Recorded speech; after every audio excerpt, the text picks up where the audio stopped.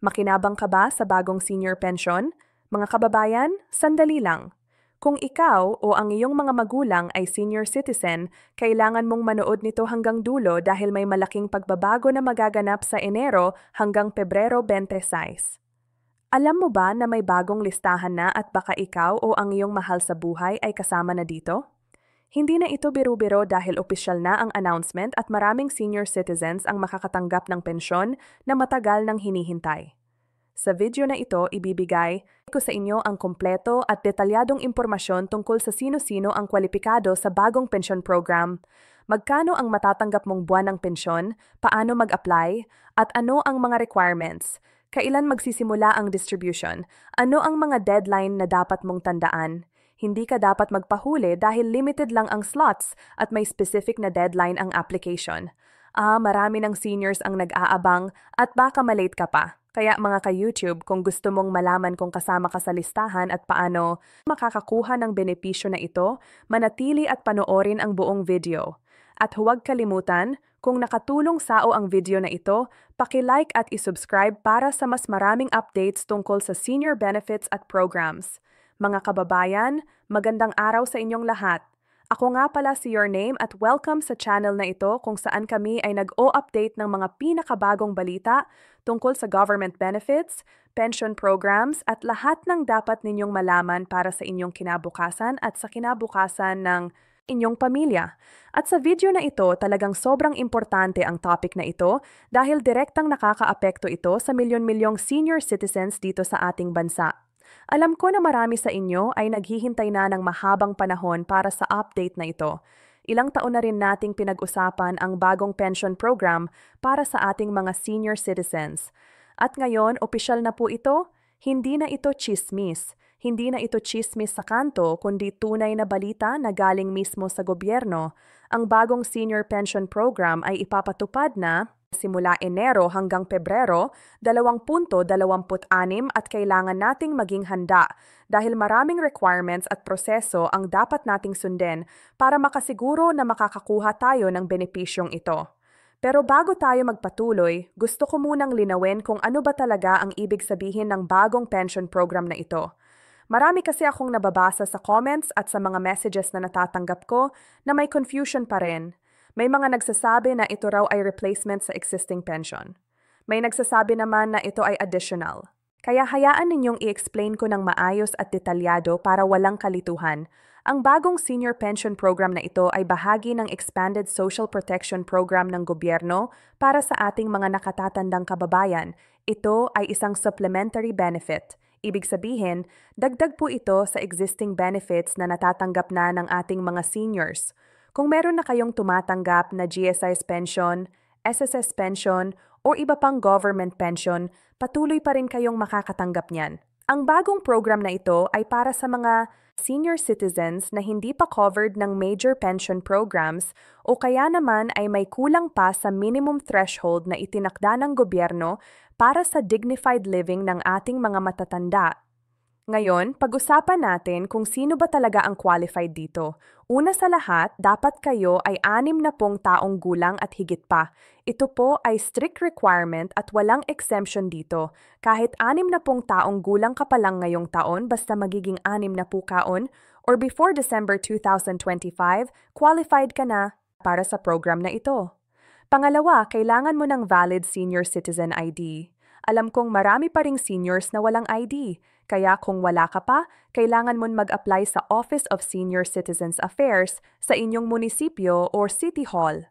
Madali lang naman ang proseso at karamihan ng LGU ay may express lane na para sa seniors. Pangatlo, kailangan mong permanenteng nakatira dito sa Pilipinas. Hindi kasama dito ang mga OFW seniors o yung mga nakatira na permanently sa ibang bansa. Ito ay exclusively para sa mga seniors na dito mismo nag-reside at nag-contribute sa ating ekonomiya. Pang-apat, hindi ka dapat regular beneficiary ng GSS or SSS pension na umaabot na sa minimum threshold. Ano ba ang minimum threshold na yan? Currently, ang threshold ayaw buwanan. Ibig sabihin kung ang combined pension mo mula sa lahat ng sources ay hindi pa umaabot ng 5,000 buwanan, qualified ka para sa supplementary pension na ito. Pero may additional requirements din tayo na kailangan ninyong alamin. Kailangan ninyong mag-submit ng proof of residency. Pwedeng barangay certificate, utility bills o kahit anong dokumento na magpapatunay na kayo ay naninirahan sa address na inyong ilalagay sa application. Kailangan din ng valid government-issued ID bukod sa senior citizen ID ninyo. Pwedeng postal ID, PhilHealth ID or kahit national ID kung meron na kayo at kailangan ng accomplished application form na makukuha ninyo sa DSWD office or sa online portal ng government. Ngayon, pag-usapan naman natin ang pinakahinihintay ng lahat. Magkano ba ang matatanggap natin dito? Based sa latest advisory ng DSWD, ang basic monthly pension ay pero hindi po dyan nagtatapos. May additional allowances pa na pwede ninyong makuha, depende sa inyong situation. Kung kayo ay solo senior, ibig sabihin walang anak na tumutulong or walang legal guardian na may income. May additional 1,000 kayo. Kung kayo ay may disability or may chronic illness na nakacertify ng licensed physician, may another 1,000 pesos allowance. At kung kayo ay nasa 4th class or 5th class municipality, may dagdag PH 500 para sa cost of living adjustment. Kaya tignan ninyo kung ikaw ay solo senior na may disability at nakatira sa remote area. Ang total monthly pension mo ay pwedeng umabot ng 5,000 at 5 piso. Hindi ito malaking halaga para sa iba pero para sa maraming seniors na walang regular income, ito ay napakalaking tulong. Isipin ninyo na lang PH 5,000 kada buwan. Yan ay PH 5,000 sa isang taon. Pwede na yan pambili ng maintenance medicine, pambayad ng bills o kahit pang emergency fund lang. Pero tandaan natin, ang pension na ito ay hindi automatically matatanggap. Kailangan ninyong mag-apply at very important na sundin ninyo ang tamang proseso at deadline. Ang application period ay magsisimula ng Enero 26 at magtatapos ng Pebrero 28, 26. Ibig sabihin, meron lang kayong 2 buwan para mag-apply. Pagkatapos ng Pebrero 28, hindi natatanggapin ang late applications for the first batch. Baka may second batch pa later in the year. Pero hindi guaranteed yan. Kaya mas mabuti nang sumali kayo sa first batch para sigurado. Paano ba mag-apply? Merong 2 paraan. Una, pwede kayong pumunta personally sa DSWD office sa inyong area. Dalhin lang ninyo lahat ng required documents. Fill up the form, submit, tapos antayin na lang ang confirmation. Usually, makukuha ninyo ang confirmation within 3 to 5 working days kung kumpleto ang documents ninyo. Pangalawa, pwede din kayong mag-apply online through the DSWD portal. Pero kailangan ninyong mag-register muna ng account, upload ang scanned copies ng documents ninyo, at fill up ang online form. Mas convenient kung ayaw ninyong pumila sa office pero kailangan ninyong may access sa computer or smartphone at may internet connection. Maraming seniors ang natatakot sa online application. Hindi nila alam paano pero huwag kayong mag-alala. Maraming barangay ngayon ay nag-o-offer ng assistance para sa online applications. Pwede kayong lumapit sa barangay hall ninyo at magtanong kung may available assistance. Usually, may mga youth volunteers or barangay staff na tumutulong sa seniors para sa ganitong proseso. At kung meron kayong mga apo o mga anak, pwede din ninyong hilingin sa kanila na tulungan kayong mag-apply online. Ngayong napag-usapan na natin kung paano mag-apply, pag-usapan naman natin kung kailan kayo makakatanggap. According to the implementation timeline, ang first batch ng beneficiaries ay makakatanggap na ng pension by March 2026. Ibig sabihin, kung nag-apply kayo ng January by March, meron na kayong pension. Ang payout ay buwan-buwan at pwede ninyong piliin kung paano ninyo gusto matanggap. May 3 options kayo. Unang, direct deposit sa bank account ninyo. Ito ang pinaka-convenient kung meron kayong existing bank account. Pangalawa, through Land Bank or DBP Cash Card na ibibigay sa inyo ng DSWD. Ito ang para sa mga walang bank account. At third, through partner remittance centers. Kung nasa remote areas kayo na walang bank branches, ang maganda dito walang maintaining balance ang cash card at walang transaction fee kung gagamitin ninyo sa ATM ng Land Bank or DBP. Kaya kahit malayo kayo sa city centers, may access pa rin kayo sa pera ninyo at every month, automatically credited na ang pension ninyo. Hindi na kayo kailangan pumila or mag-claim physically unless problema sa card ninyo. Pero syempre, bilang responsible citizens, kailangan din nating pag-usapan ang mga obligations natin bilang beneficiaries. Una, Kailangan nating i-update ang DSWD every year kung may changes sa ating status.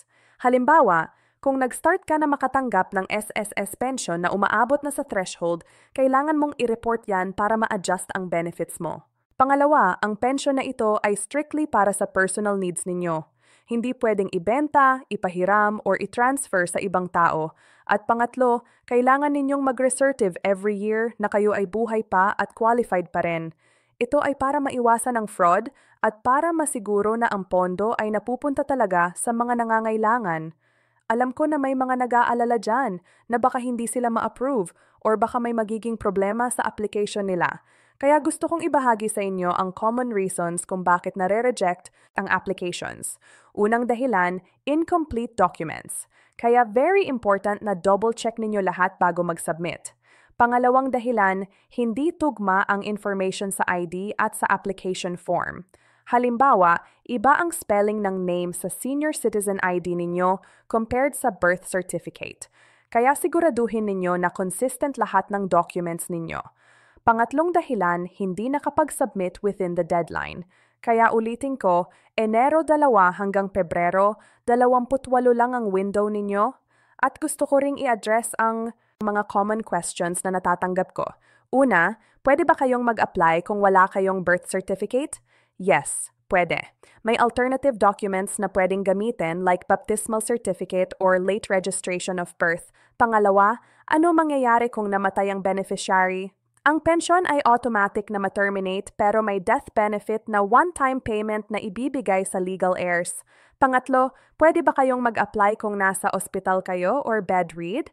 Yes, may provision para sa representative application pero kailangan ng special power of attorney at medical certificate.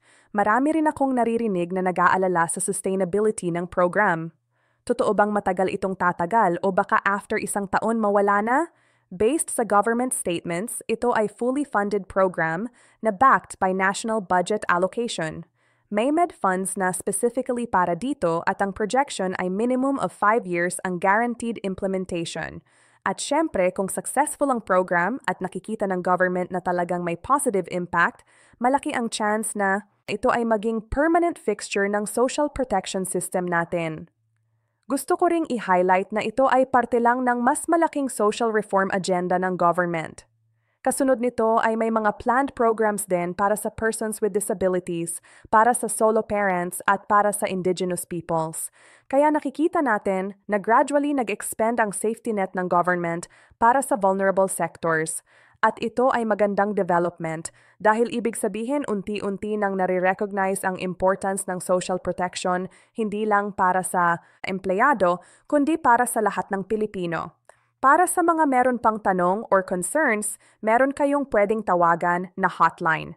Ang DSWD hotline ay available from 8 a.m. to 5 p.m., Monday to Friday. Mayon din silang email support at Facebook page kung saan kayo pwedeng mag-send ng messages at very responsive naman sila based sa feedback na natatanggap ko mula sa viewers. Usually, within 24 hours may reply na kayo. Sa pagwawakas, gusto kong hikayatin kayong lahat na samantalahin itong opportunity. Hindi ito basta-basta benepisyo. Ito ay recognition ng government sa contributions ninyo sa society. Kayo ang bumuo ng Pilipinas na ating tinatahanan ngayon. Kayo ang nagtrabaho, nag-aral, nag-sacrifice para sa susunod na henerasyon. At ngayong senior citizens na kayo, deserve ninyo ng dignified life at security. Kaya mga ka-YouTube, kung kayo ay qualified, mag-apply na. Kung ang parents ninyo ay qualified, tulungan ninyo silang mag-apply. Kung may kakilala kayong senior na walang kamag-anak na tumutulong, i-share ninyo sa kanila ang video na ito. Let's help each other para walang maiwan sa programang ito. At huwag kalimutang mag-like ng video na ito, mag-subscribe sa channel at i-click ang notification bell para updated kayo sa latest news tungkol sa government programs at benefits. Maraming salamat sa pakikinig at hanggang sa muli, ingat tayong lahat. AM